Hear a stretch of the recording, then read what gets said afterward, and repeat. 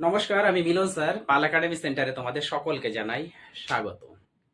আজকে ক্লাস 10 এর অঙ্ক বইয়ের যদি তোমরা কোষে দেখি 5.2 অথবা তোমাদের বইয়ের পেজ নাম্বার 87 বের করো, তাহলে সেই 87 নাম্বার পেজে তোমরা নিচের দিকে দেখতে পাবে আমি এখানে এক দাগের দুটো অঙ্ক, অলরেডি দুটো অঙ্কই আছে, আর দু দাগের তোমাদের চারটে অঙ্ক আছে। তার মধ্যে আমি একটি অঙ্ক, প্রথম অঙ্কটি আমি একটু লিখে রেখেছি। তো আজকের এই ক্লাসটিতে তোমাদের এই অঙ্কগুলি কিভাবে করতে হবে এই নিয়ে সম্পূর্ণ বিস্তারিত আলোচনা করব। ক্লাসটি শুরু করার পূর্বে তোমাদের কাছে আমার ছোট্ট একটি রিকোয়েস্ট, যারা আমার চ্যানেলে নতুন দেখছো, এখনো পর্যন্ত চ্যানেলটিকে সাবস্ক্রাইব করনি, তারা অবশ্যই চ্যানেলটিকে সাবস্ক্রাইব করে পাশে থাকা বেল আইকনটিকে একটু প্রেস করে রাখো। এবং যারা আমার প্রোফাইলে নতুন দেখছো, তারা অবশ্যই প্রোফাইলটি একটু ফলো করে পাশে থাকো। তাহলে চলো আর সময় নষ্ট না করে আমরা সরাসরি চলে আসি এবার এক দাগের অঙ্কটি, যে কি করতে বলেছে এবার একটু আমরা বুঝি। দেখো কি বলেছে, যে নিম্নলিখিত অনুপাতের এক্স এর মান নির্ণয় করি। এখানে যে দুটো অঙ্ক দেওয়া আছে, এই দুটো অঙ্কের দুটোর মধ্যে আমাদের এক্স দেওয়া আছে। তো এই অঙ্ক থেকে আমাদের এক্স এর ভ্যালু কিভাবে বের করব, এই হচ্ছে আজকের ক্লাস। ওকে, এই ধরনের অঙ্ক সবসময় আমাদের মনে রাখতে হবে। যে প্রথমে এক নম্বর অঙ্কটা যদি একটু খেয়াল করো, দেখো দেওয়া আছে 10:35। ওকে, অর্থাৎ 10:35, আর তোমাদের চারটে ডট দেওয়া আছে, পরে দেওয়া আছে x:42। এই ধরনের অঙ্ক করতে গেলে সর্বপ্রথম আমাদের প্রথম যে দুটো অনুপাত বা রেশিও যেটা আছে, সেই অনুপাত দুটিকে আমরা ভগ্নাংশে আনার চেষ্টা করব বা বাই করে দেব। ভগ্নাংশ কথার অর্থ হচ্ছে বাই করে দেওয়া। ওকে, তো এই দিকে আমরা বাই করে দিব, আর এই চারটে ডটের পরিবর্তে আমরা ইকুয়াল টু চিহ্ন এখানে ব্যবহার করব। ক্লিয়ার? তাহলে দেখো এবার প্রথমে কিভাবে করব। যেহেতু আমরা একটু বাই করে দেব আর বা দিয়ে করব অঙ্কগুলি। ওকে, কারণ এখানে যখন আমরা ইকুয়াল টু চিহ্ন নেব মিডিলে, তখন আমরা একটু বা দিয়ে করব। ওকে, দেখো তাহলে এখানে 10/35, এই চারটে ডটের জায়গায় আমরা ইকুয়াল টু নিব। ওকে, এইবার তাহলে এই দিকেও আমাদের বাই করতে হবে, তাই না? x/42 যখন আমরা ভগ্নাংশে নিয়ে এসেছি বা বাই করে দিয়েছি, তারপরে আমাদের যেটা করতে হবে, সব সময় একটু খেয়াল রাখবে তোমরা, এই সংখ্যার বা এই দিকের যদি উপর নিচে কেটে যায় তাহলে কেটে দেবে। এই দিকেরও যদি উপর নিচে কেটে যায় ভগ্নাংশটির, তাহলে কেটে দিবে। আরেকটা কাটার প্রসেস হচ্ছে, যদি উপরে উপরে আর নিচে নিচে কেটে যায় তাহলে কেটে দিবে। কাটার এই চারটে প্রসেস তোমাদের মনে রাখতে হবে, বিশেষ করে এই অনুপাত ও সমানুপাতের এই যে অঙ্কগুলি, এই অঙ্কগুলোর ক্ষেত্রে একটু এটা মাইন্ডে রাখবে। ক্লিয়ার?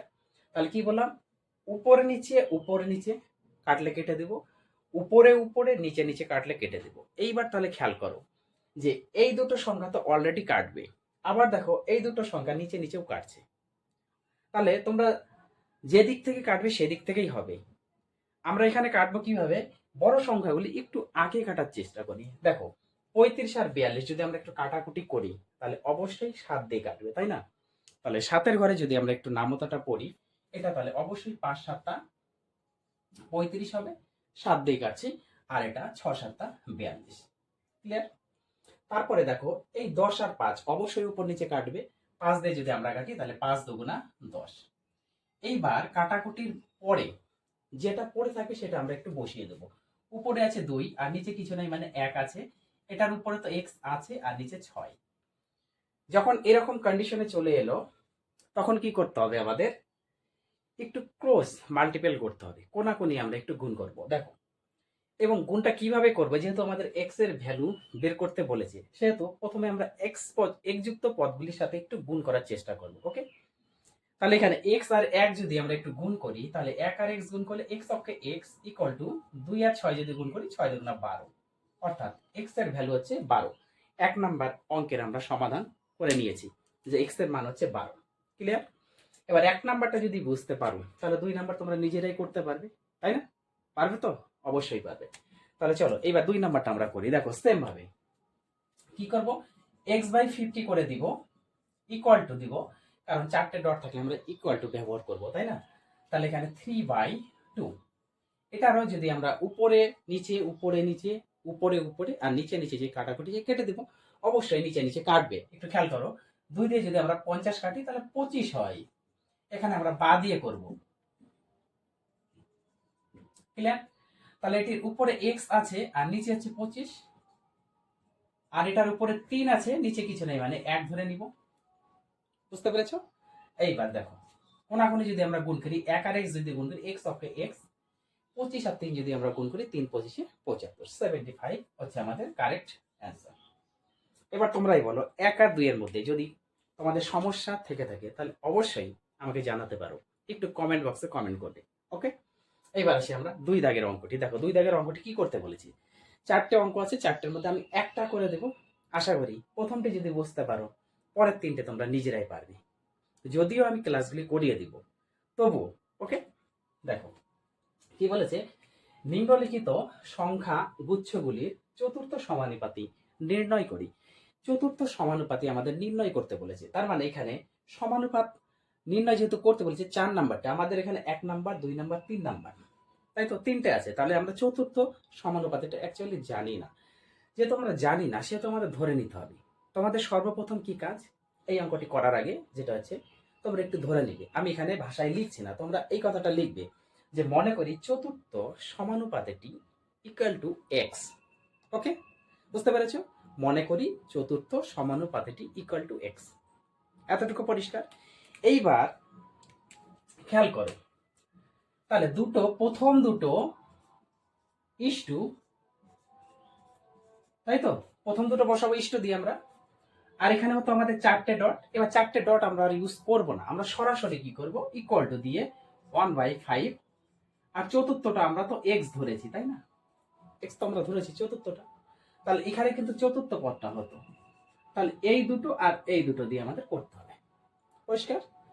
এইবার কি করব, বা দিয়ে আমরা করব, একটু বাই করে দেব, 1/3, এটা হচ্ছে 1/4 ইকুয়াল টু, উপরে থাকবে 1/5 আর নিচে আছে এক্স। এবার এক্স এর নিচে কিছু নেই, যারা বোঝেনি তারা 1 ধরে নেবে। ওকে, এবার তো আমাদের কাটাকুটি যাচ্ছে না, উপর নিচে উপর নিচে উপরে উপরে নিচে নিচে কাটাকুটি যাচ্ছে না। যদি না যায় তখন কি করতে হবে, দেখো 1/3টাকে লিখবো, আর এই যে এই দাগটা, দুটোর ক্ষেত্রে এই দাগটা মানে হচ্ছে ভাগ। তোমরা ছোটবেলা থেকেই করে এসছো, তাই না? এই দাগটা মানে হচ্ছে ভাগ। ভাগকে যখন আমরা গুণ করব তখন প্রসেস হয়, নিচে যে পদগুলি আছে, এই যে ভগ্নাংশটি, এই ভগ্নাংশের নিচের পদ যাবে উপরে এবং উপরের পদ আসে নিচে। তাহলে এখানে 4 যাবে উপরে, 1 আসবে নিচে। তাহলে এক্ষেত্রেও 1/5 থাকবে, ইন্টু 1 যাবে উপরে, এক্স আসবে নিচে। এইবার যদি এই দুটোর মধ্যে কাটাকুটি যে কাটবো, এই দুটোর মধ্যে যে কাটাকুটি যে কাটবো, আর না গেলে আমরা উপরে উপরে নিচে নিচে গুণ করবো।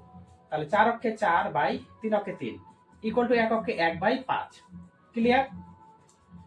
এইবার কি করব, এখানে একটা এক্স হবে, 5 আর এক্স গুণ করলে 5x। এবার কোনাকুনি গুণ করে দিব, 4 5 20x ইকুয়াল টু 3। এক্স এর ভ্যালু বের করতে হবে, x সমান সমান 3/20। তাহলে এক্স হচ্ছে 3/20। তাহলে আমাদের যে চতুর্থ সমানুপাতিটি আমরা বের ধরেছিলাম অ্যাকচুয়ালি, তার মান হচ্ছে 3/20। বুঝতে পেরেছো? ক্লাসটি যদি ভালো লেগে থাকে তাহলে অবশ্যই তোমরা একটা লাইক এবং কমেন্ট আমাকে জানিয়ে যাবে। আর এই ক্লাসগুলো তোমরা একটু প্র্যাকটিস করো, আমি পরবর্তী পার্ট নিয়ে আবার তোমাদের সাথে দেখা করবো। তাহলে আজকের মতো আমি এখানে